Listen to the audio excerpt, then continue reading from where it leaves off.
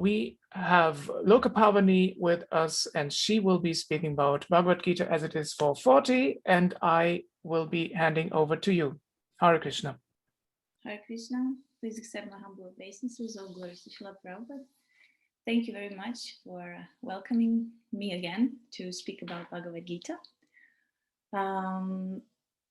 For those who do not know who I am, my name is Loka Pavani Devi Dasi.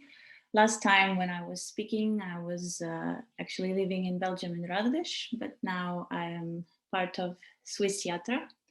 I am living in Winterthur. It's next to Zurich. Probably most of you know it. So, do you sing Jaya Radha Madhava, or you just... You can sing if you want, but you will not be hearing us because otherwise we will have some sound difficulty. So if you want to, you can sing. Yeah, okay, I will. So just for like introduction and purification. Jaya Radha Madhava Kunja Bihari Jaya Radha Madhava Kunja Bihari Gopi Jana Vallabha Girivaradari Gopi Jana Vallabha Girivaradari Yashodanandana Vrajajana Ranjana Yashodanandana Vrajajana Ranjana Yamunatira Vanachari Yamunatira Vanachari Jaya Radha Madhava Kunja Bihari Jaya Radha Madhava Kunja Bihari Gopi Jana Vallabha Girivaradari Gopi Jana Vallabha Girivaradari Yashodanandana Vrajajana Ranjana Yashodanandana Vrajajana Ranjana Yamunatira Vanachari Yamunatira Vanachari Jaya Radha Madhava Kunja Bihari Jaya Radha Madhava Kunja Bihari Om Namo Bhagavate Vasudevaya Om Namo Bhagavate Vasudevaya Om Namo Bhagavate Vasudevaya. So today, as was mentioned, we are going to continue with the Bhagavad Gita. Today's verse is 440, and are you going to share it on the screen, or should I share it on the screen? You can share it if you want. Okay. Just a second. So that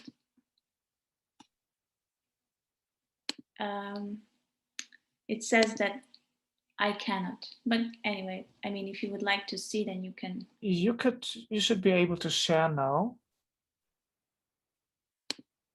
Yep. Thank you.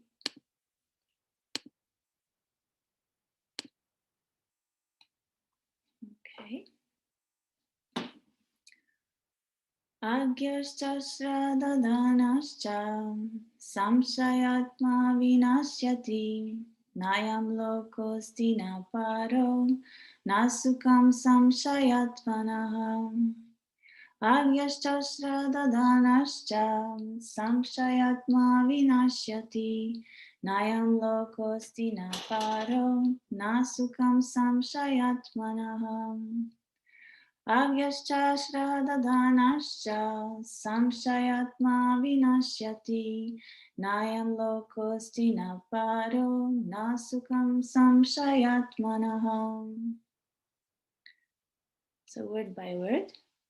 Agyaha, a fool who has no knowledge in standard scriptures.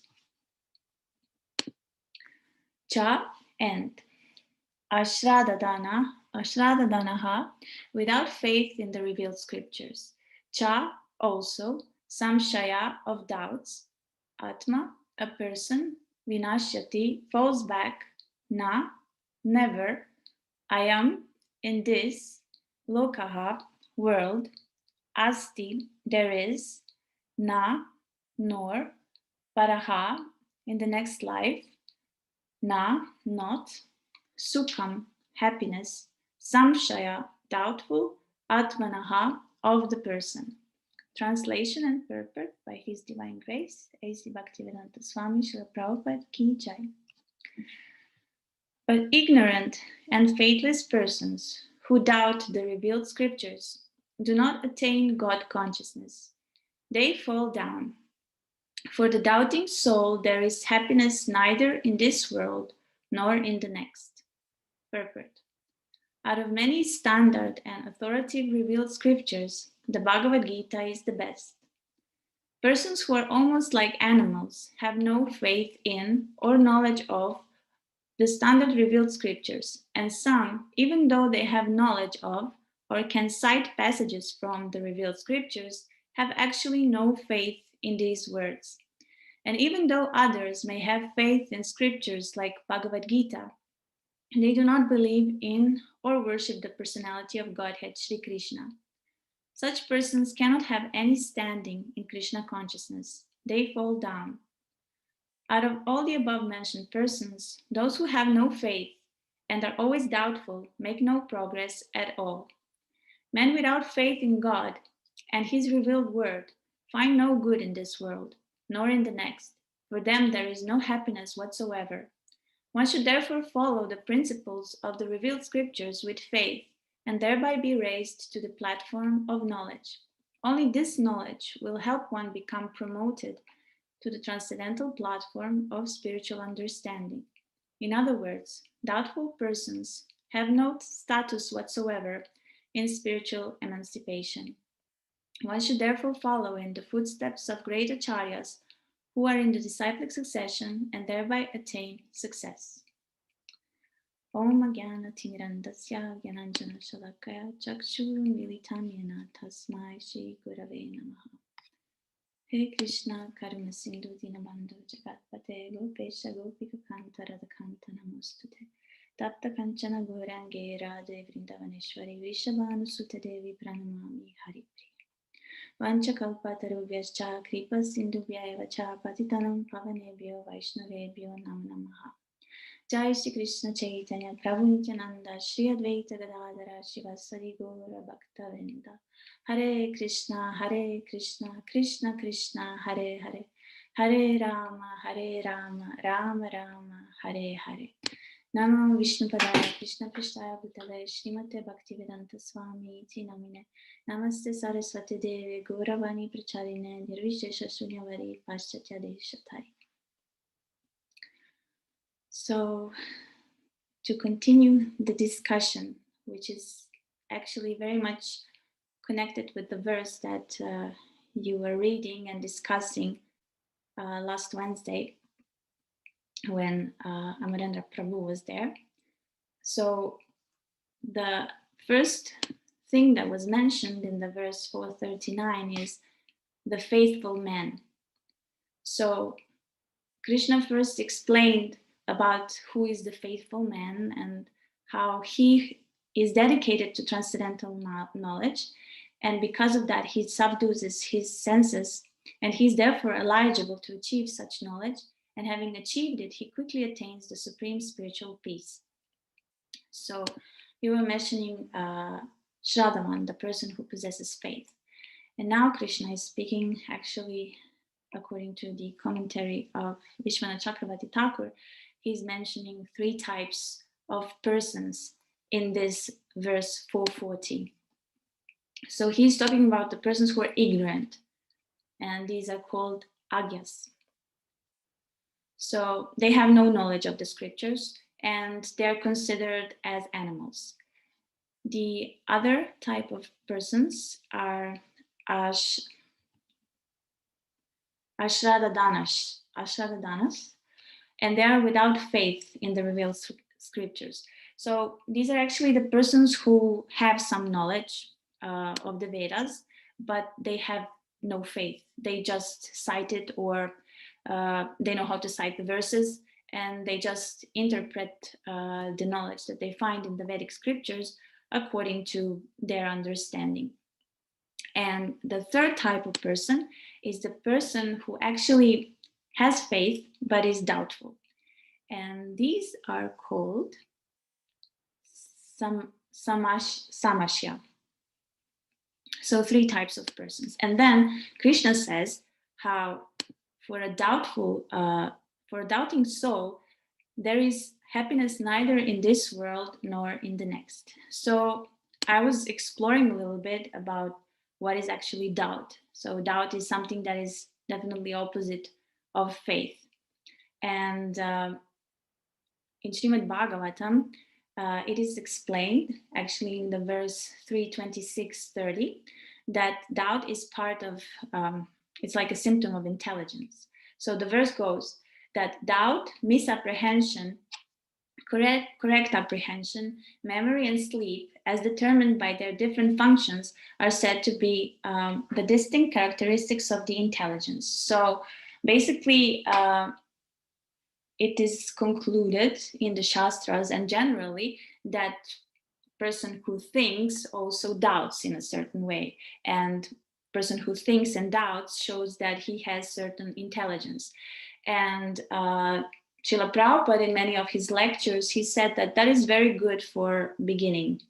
Because at the beginning, we have to inquire, we have to doubt, we have to question certain things. But there is also a point in which this doubting should stop in a way, and acceptance should follow. And this acceptance refers to the revealed scriptures, because we know that Vedas represent infallible knowledge.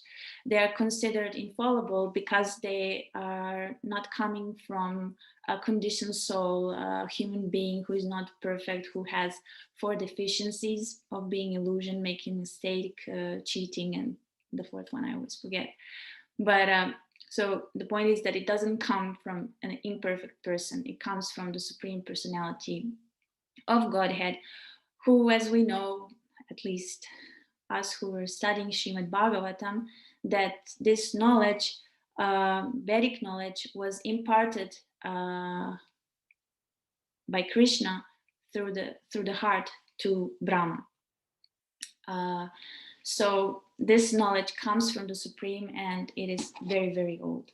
And since it is infallible, and since it refers to the person, the Supreme Personality of Godhead, who represents the absolute truth, who is the cause of all causes, who is unlimited, who is very difficult to be known, we know that we are limited. We know that we are so small, that we are only the part and parcel of the Supreme Personality of Godhead, and that we, at least because of our size, we cannot know someone who is so unlimited, who is so big.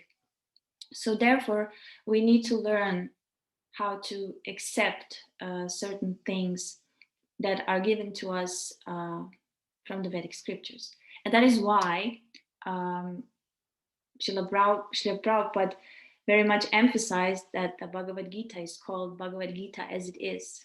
This actually signifies this acceptance of the words of the authority. And sometimes conditioned souls, they have difficulties to accept the authority, which is actually quite natural in a way, considering the space and time in which we live. So we live in Kali Yuga, and the symptoms of Kali Yuga and characteristics of the Kali Yuga and the people who are living in the Kali Yuga are very much described in Srimad Bhagavatam.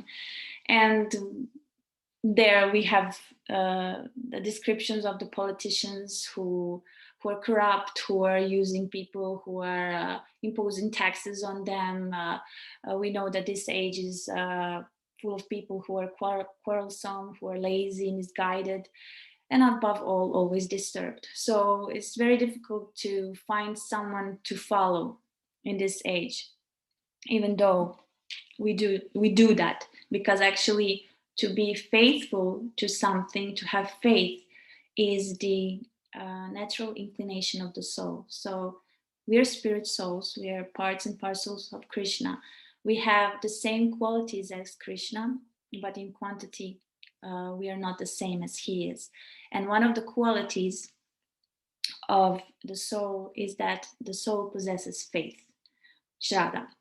And Bhagavad Gita and Krishna, he confirms that, because he describes faith very much. I've forgotten which chapter of the Bhagavad Gita, but he describes that there is faith in the mode of ignorance, there is faith in the mode of passion, and there is faith in the mode of goodness. So that is something that's very natural and that very much exists in this world. But I'm not going to go into that, because that's actually not the topic of this verse. I just wanted to mention it. And so the point is that the opposite of the faith is doubt, and doubt as such is a symptom of intelligence. And actually, in the purport of the verse that I mentioned from Srimad Bhagavatam, which describes what are the characteristics of the intelligence, among which is also doubt, Srila Prabhupada explains that doubt is one of the important functions of intelligence. And then he says that blind acceptance of something does not give evidence to intelligence. And this is something that Srila Prabhupada very much emphasized, that he emphasized that, and he wished that all of his disciples and students, that they are independently thoughtful, so that they don't blindly accept everything, that they try to question it in a certain way. And whenever they have doubt, there is a Vedic injunction which the followers of Bhagavad Purana, Vaishnavas, and other transcendentalists follow, and that is that if you have doubt, then you should approach a guru. And this is something actually that is very much, the whole process of how to approach guru is a little bit explained in this chapter as such. Because first of all, Krishna starts the chapter by presenting this knowledge. He says where this knowledge comes from and how he actually imparted this knowledge unto the sun god, and then he describes the whole parampara of the Bhagavad Gita. And he also describes himself, and he also talks about what is actually the duty of each person in this material world, how to perform our duties and our actions. And then he describes actually what is considered to be work, what is not actually, what is considered to be action, what is considered to be non-action. So he's talking about all these things, like how to live in this world. And then he says that in order to understand this, and in order to have full knowledge of how to live here, how to know me, you have to approach a person who has seen the truth. So he's referring to the spiritual master, and he's saying that you should inquire from him submissively and render service unto him, because he will give you knowledge, because he has seen this absolute truth. So basically, that means that when we are in doubt about our spiritual life, about the Vedic scriptures, Vedic injunctions, we should approach a guru. And when Srila Prabhupada was discussing doubt in this context, he was discussing it in the context of this verse and the Bhagavad Gita as referring to transcendental knowledge, because there was a one-room conversation where he was talking about doubt, and then this professor, he asked him like about cynicism, about this, about that, and then he said like he stopped him in a way, because there is an authority for each subject matter, let's say it. He's an authority for transcendental subject matter.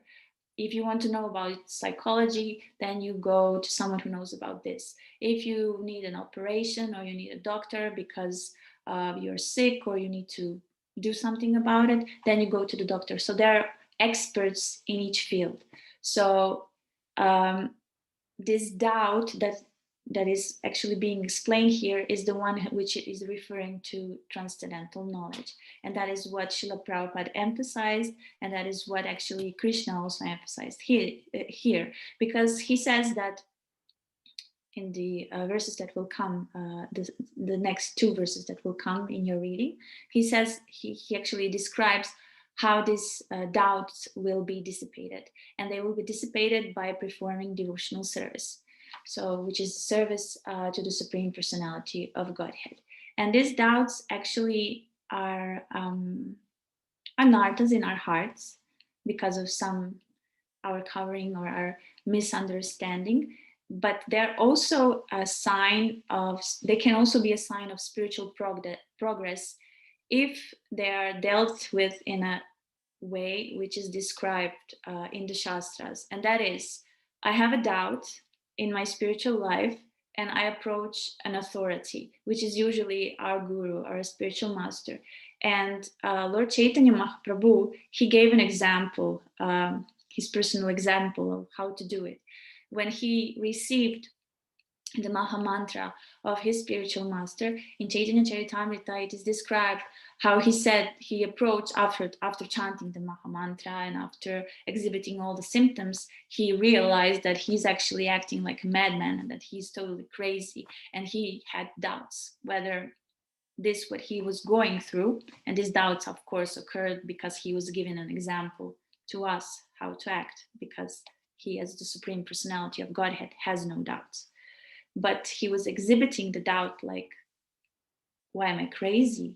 Because of chanting this Maha Mantra. And then he approached his spiritual master and he told him, this mantra that you have given me, I am like a madman.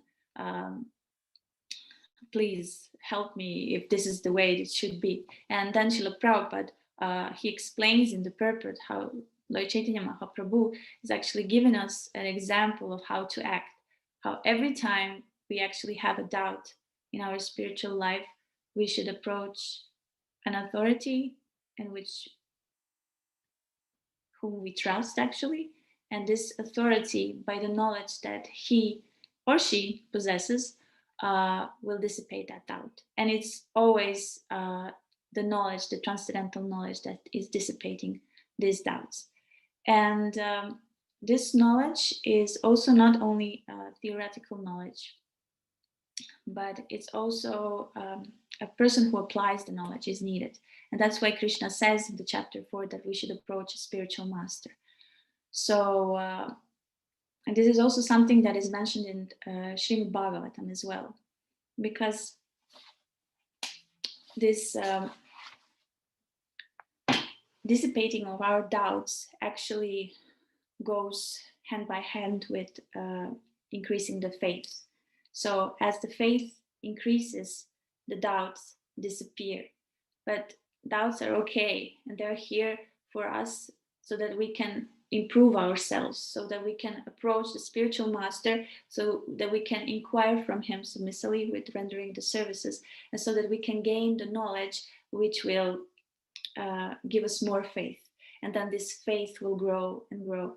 And I will describe a little bit these levels of faith. They're actually described in Madhurya Kandambini by Vishwanath Chakravarti Thakur.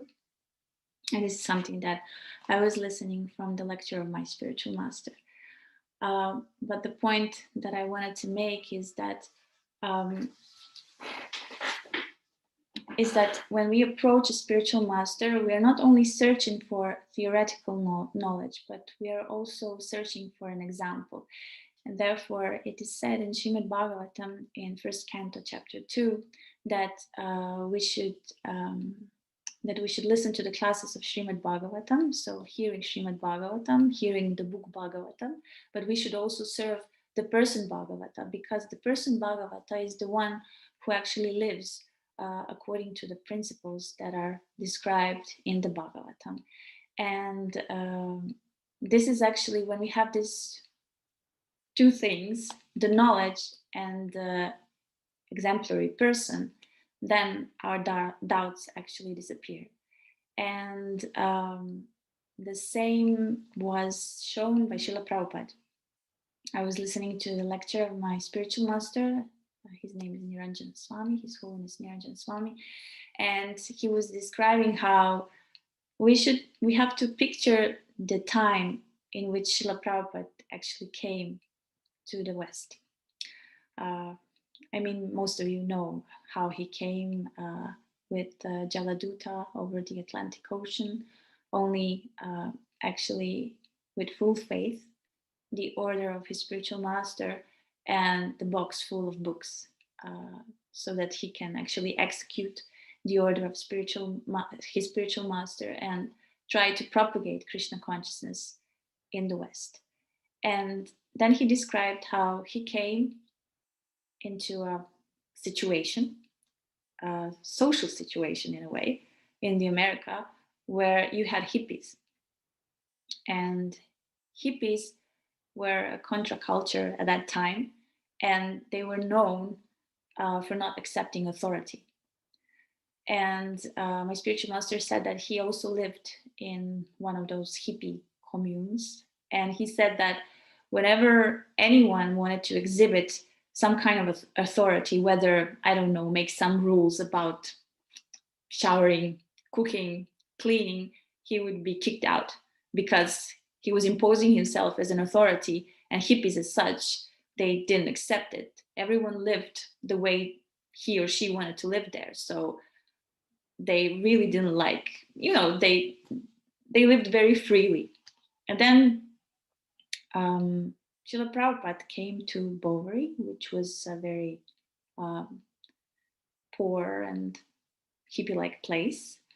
And he started to talk about Krishna consciousness to the hippies. And in a way, he was imposing an authority. But the difference was that he was actually not imposing his personal authority. He was imposing the authority of Krishna. He presented himself as a servant of Krishna. And whatever he spoke in the name of Krishna. And even when he was describing to the hippies how people who inquire about the absolute, who inquire about transcendence, who want to advance spiritually, they need a spiritual master. But never, ever did he say, I am actually your spiritual master, and actually you should accept me as your spiritual master. So little by little, because they actually liked him, and whatever he was speaking, they saw that he was practicing it. And therefore they had this faith in him. And when he proposed to them that they should get initiated, they accepted it because they had faith in him. So they thought like, well, if Swamiji thinks that I should do this, then I trust him, I will do it. So it's like we need this person Bhagavata and the book Bhagavata, which is actually the knowledge that he carries, to surrender in a way to authority, and also to that authority can dissipate our doubts. So this is actually, by Krishna's mercy, of course, but this is what Srila Prabhupada succeeded in to do in America.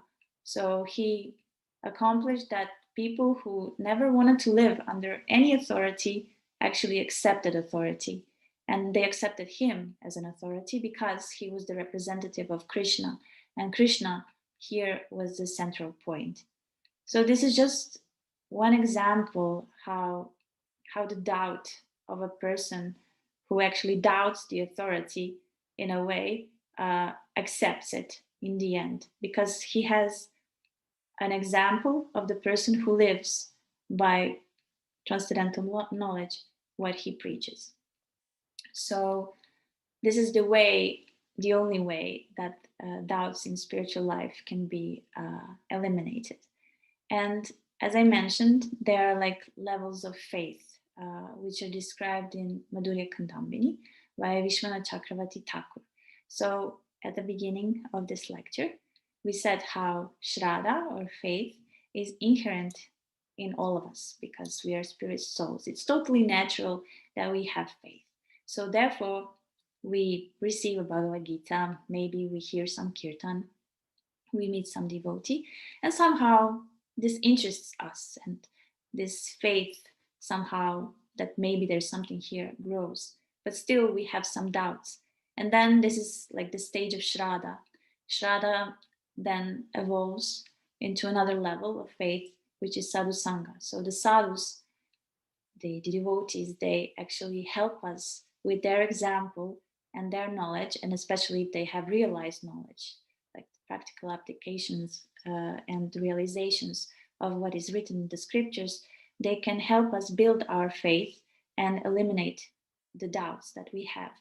And in this sadhu sangha, we hear about Krishna, whether from scriptures, we chant the Mahamantra, we sing kirtans, we honor prasadam, we can also learn how to worship the deity. So, I mean, all of you are devotees, so you know that by association, if you meet someone who is so enthusiastic and very inspiring, automatically you will become inspired and, I don't know, fired up to do whatever this person is doing, or you will be interested in what he's reading and what he's saying, and you would like to know this or that. And especially because Krishna is in our hearts, we can feel when someone is saying certain things with certain realizations. So this also builds up our faith. And also what is very important in eradicating the doubts is that if we do something ourselves also practically, which means that we actually do what these persons with whom we associate are doing. So we practice the same things as they do.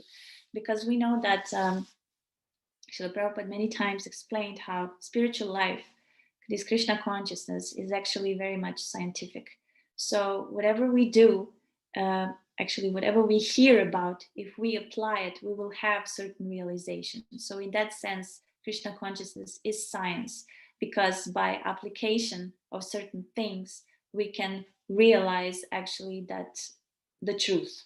We can realize, of course, in the end, Krishna, but this is like a puzzle. Little by little, the dots are connecting to themselves to this greater picture where we will then have the total realization of our relationship with the Supreme Personality of Godhead.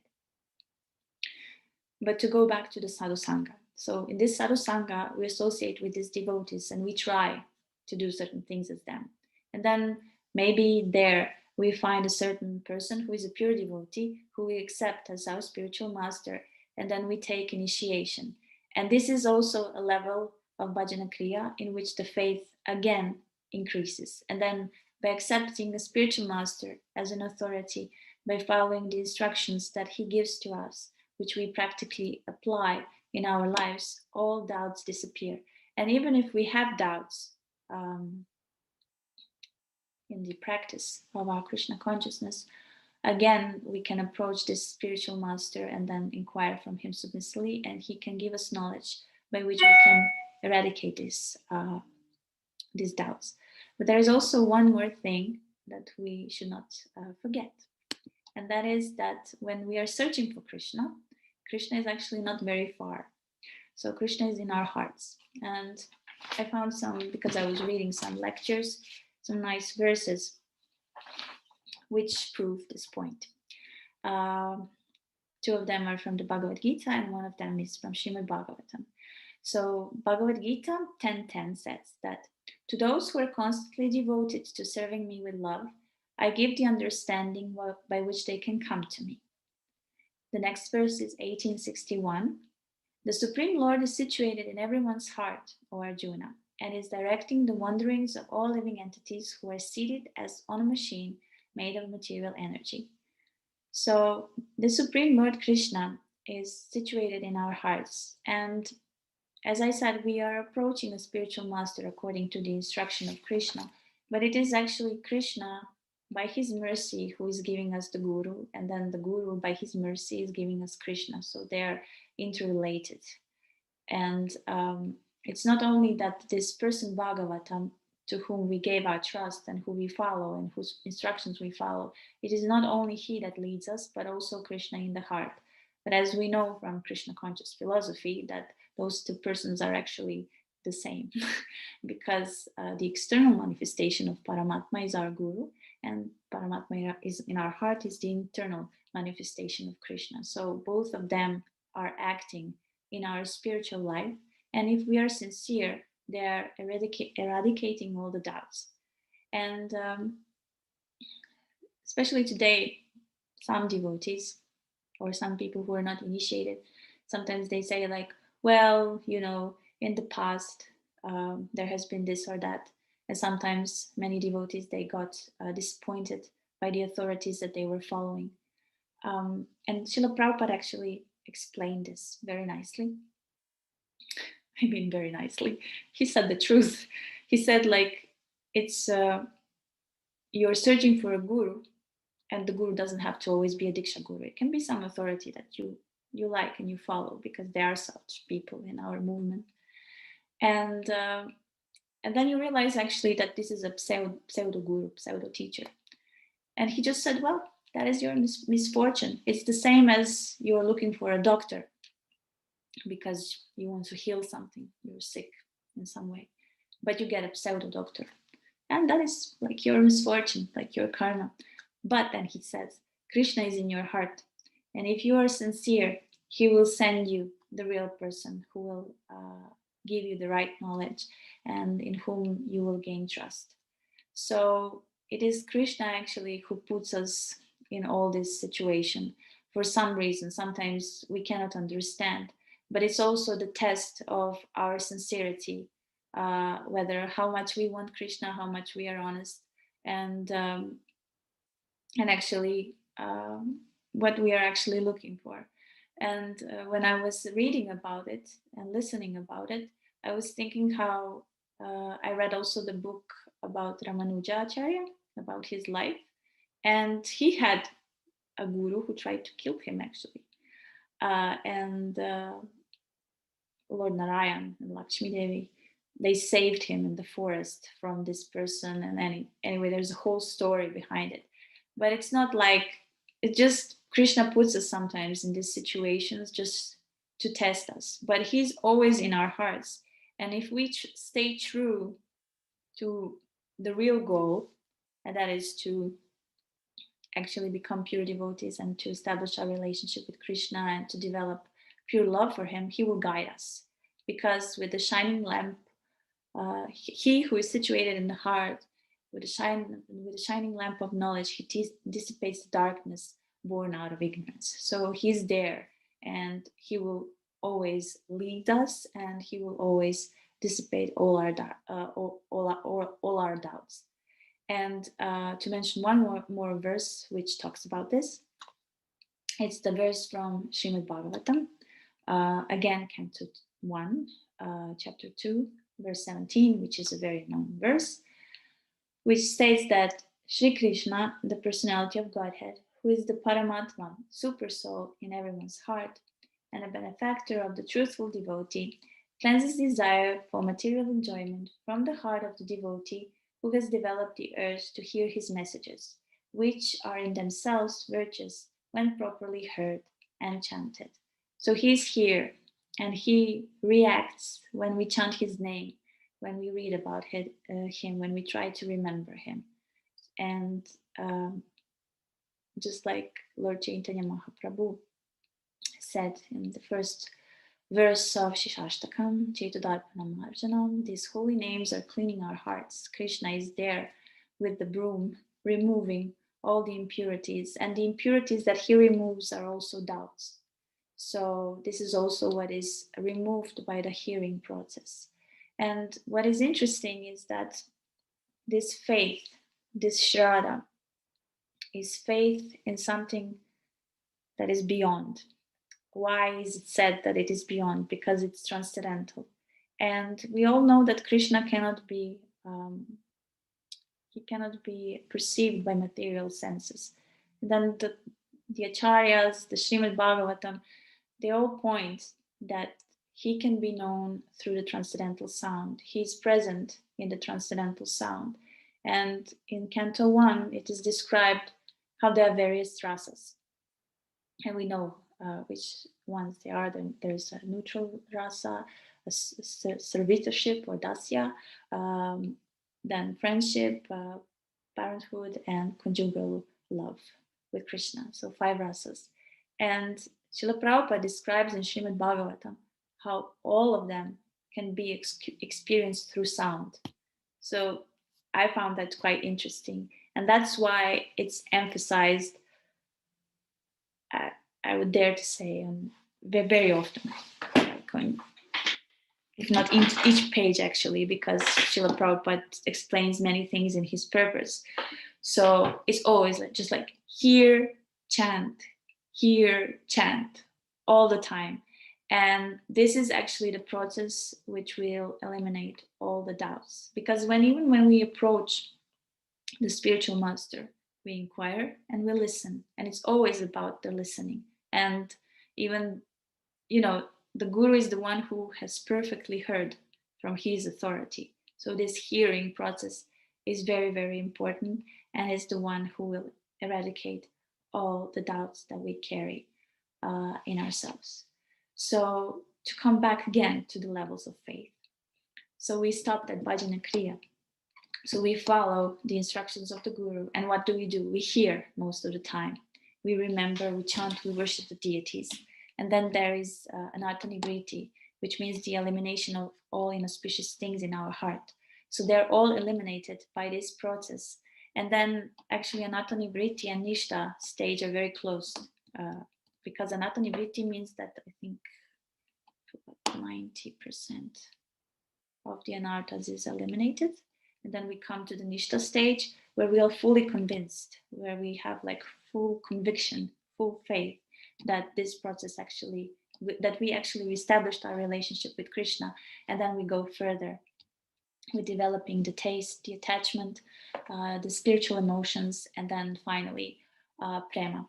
And prema is actually the perfect stage of faith where all the doubts are eliminated.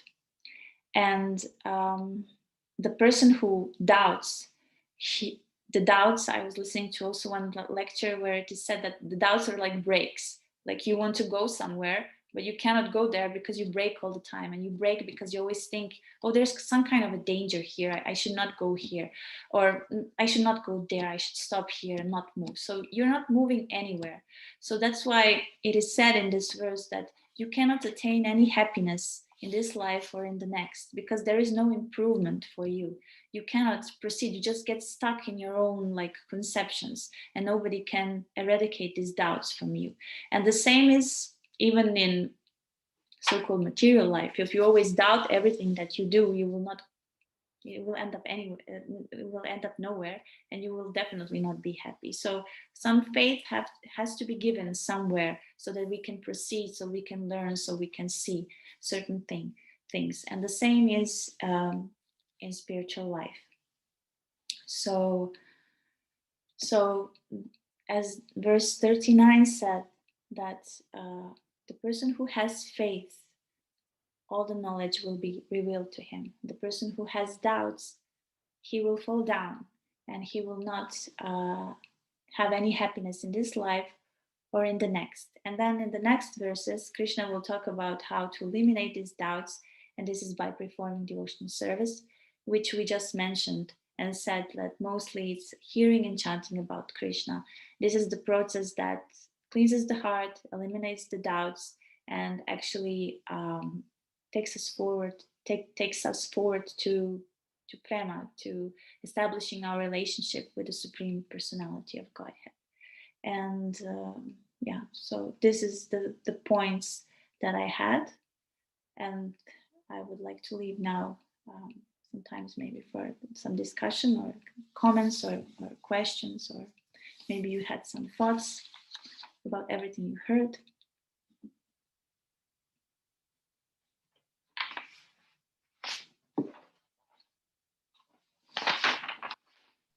So if you have a question, you can type it into the chat box, or you can just, as we're not too many people now, you can just unmute yourselves by clicking onto the microphone icon in the at the bottom left corner of your screen.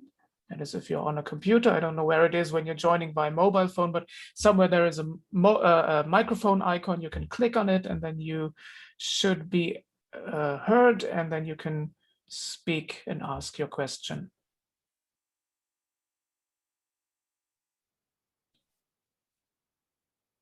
I can see some people have already turned on their cameras, so maybe some of them, and they have been listening, I have seen it, or I've seen that they have been following the entire lecture, so maybe they have a question or a comment to make, or some remark.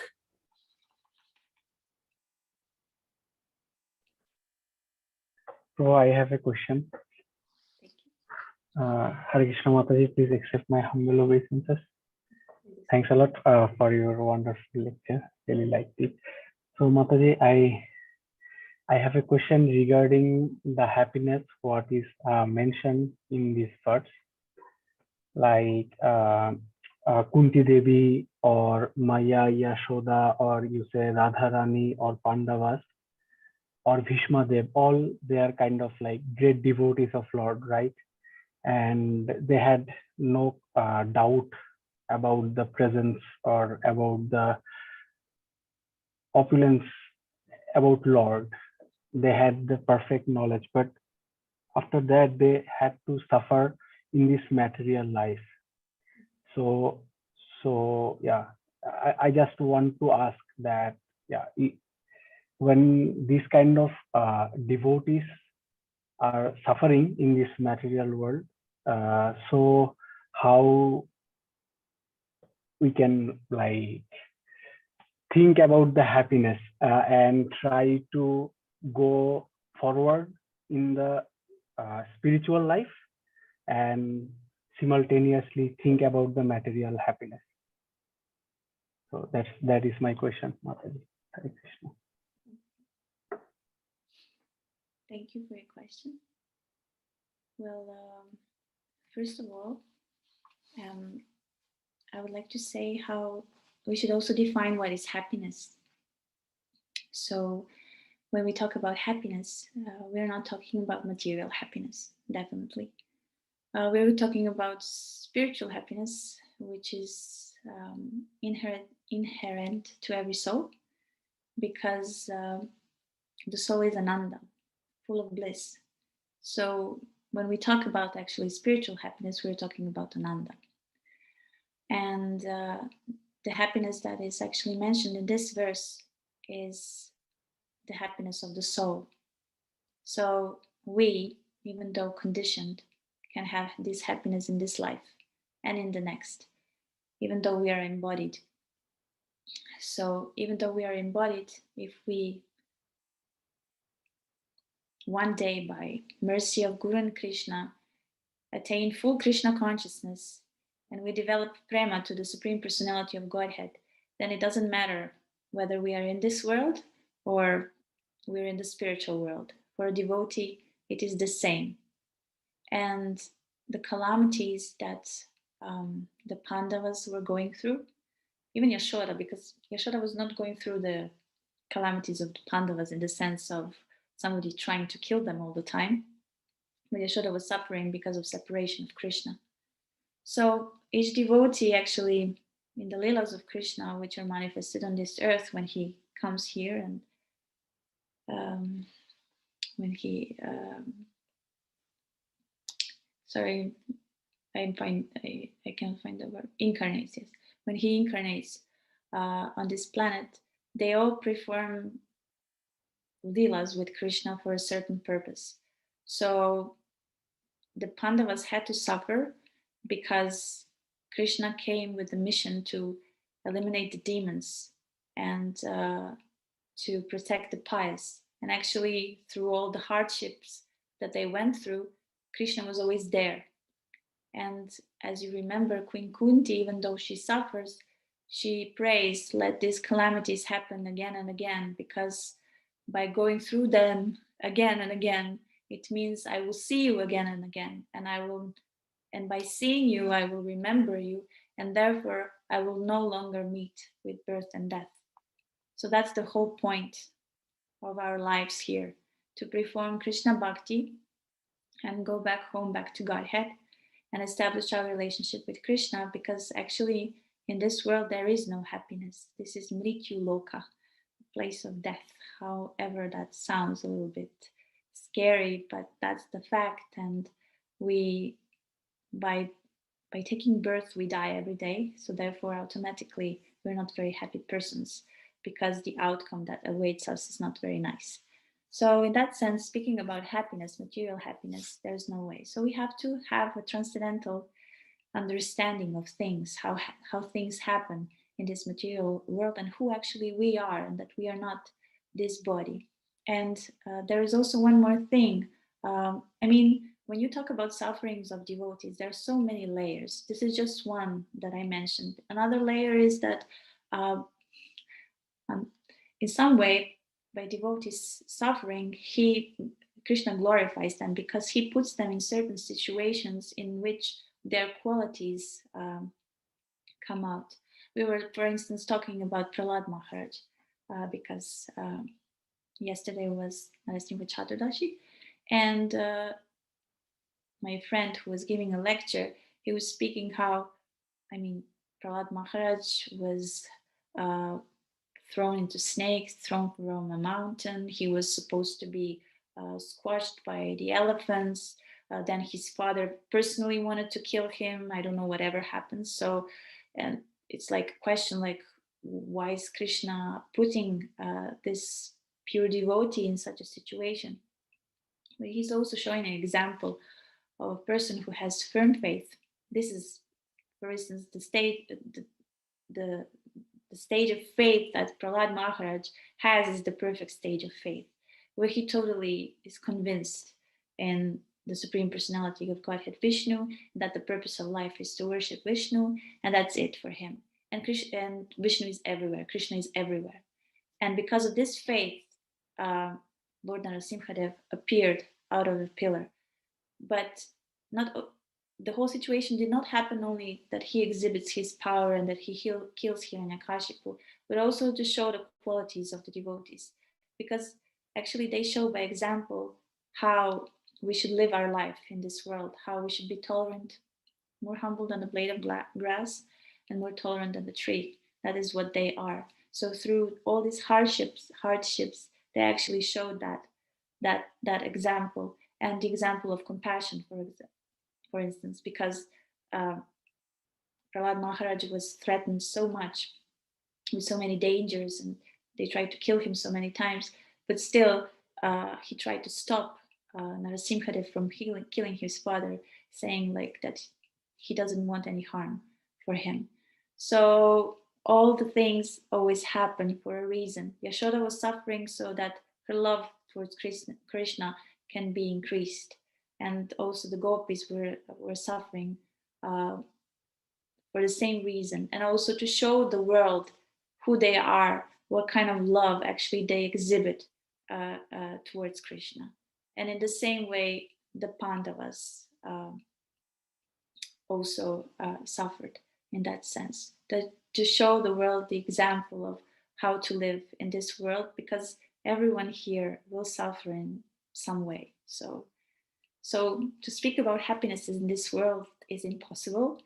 And therefore, when we talk about happiness, we should talk about spiritual bliss. And that is actually something that Krishna guarantees, this kind of happiness he guarantees. But the happiness in the world of, I don't know, living here jolly and safe, that's never going to happen.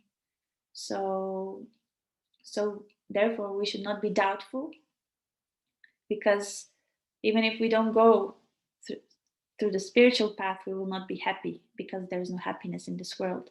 So better go through the spiritual path by building up our faith, and then come to the spiritual bliss, Ananda, which will give us this happiness that we are hankering for. And it's something that we cannot comprehend, this happiness, because it is unlimited, it is ever increasing, and I don't think we have experienced it yet in this world, but this is what awaits us. So I hope I answered your question in a way. Thank you, Mataji. Yeah, thank you for clearing my doubt. And please bless me so that I can have faith on Lord. Thank you. Hare Krishna. Like Krishna bless you, but you know, it's like we actually bless each other by speaking about Krishna. Like Krishna Katha is the most important thing actually that we should do in our life. And this is where we clear our doubts, where we actually get our blessings, because Krishna then acts in our hearts. So, and I just wanted to mention one final thing, why it's so important to work on our faith, and why faith as such is so important, because faith is very much connected to the holy name. And it's a song that many acharyas and spiritual masters love, and that we sing for the appearance of Lord Nityananda. So it's a song of Bhaktivinoda Thakur, where he's explaining the marketplace of the holy name. So the only currency to buy the holy name of the Lord is to have faith. And this faith, this faith in spiritual life has a certain characteristic, is that we have certain faith, and then we invest the faith in this example in the holy name. We invest in the holy name, and what do we get from it? The increase of faith. And then we invest this increased faith again into the chanting of the holy name, and then the faith just increases and increases and increases. And that is the only currency that we have to pay in this age. This also talks about how much we are actually unfortunate, because we don't have this faith, but everything is given to us, the holy name, for free. And yeah, everything is very simple, and everything is like put on the platter. Always, all we have to do is take it and have this faith, and then build our faith. And even when we don't have faith, what we should do, we should go to the association of devotees and just listen, and then something will happen. I'm sure that most of you definitely experienced that. So I'll stop here if there's nothing else. So if there are no other questions or remarks or comments, then we shall close this session for today.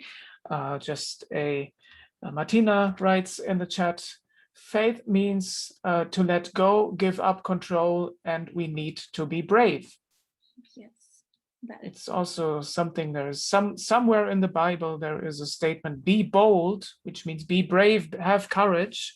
So somewhere God, I think God is speaking in the Bible and says to be courageous and not to be afraid. So as we're coming to an end, I would like to give a brief outlook on the next weeks. Next Wednesday, we are planning and are hoping to have Sadashiva Prabhu with us. And after that, the week after that, we will have Krishna Prema Rupa.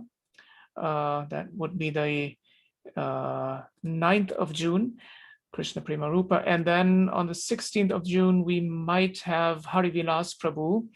And we will also be participating, for those of you who speak German, in the 10th I think it's mirrored anyway, the 10th long night of religions, which is an interfaith event here in Berlin. And there will be various discussions online, various Zoom meetings, and a very special guest who will be representing our temple will be speaking there. And you can also join. You will find further information in our newsletter and on our social media. And with that, we come to an end, and we thank Loka Pavani, Devi Dasi, for being with us again and for speaking so nicely from the Bhagavad Gita. Always a very well-prepared talk. We have had her, I think, 3 or 4 times with us. And yeah, it's always very nice to listen to you, because you, yeah, I can see that you are well prepared. Some devotees, I remember from my very early days, they used to give lectures, yeah, without specifically preparing for the lecture. And they said, some said, yeah, it's the best lectures are the ones that are not prepared. It depends. Some people can do that, some maybe not, but I think preparing is always good. So it's always very nice to have you with us, and we would be glad to have you again with us sometime in the near future. And also, of course, we thank all of you who have joined and who have participated by listening, by making comments, either in the chat box or via audio, asking questions. Thank you very much. And with that, I wish you a good night and see you next week. Hare Krishna. Hare Krishna. Thank you very much.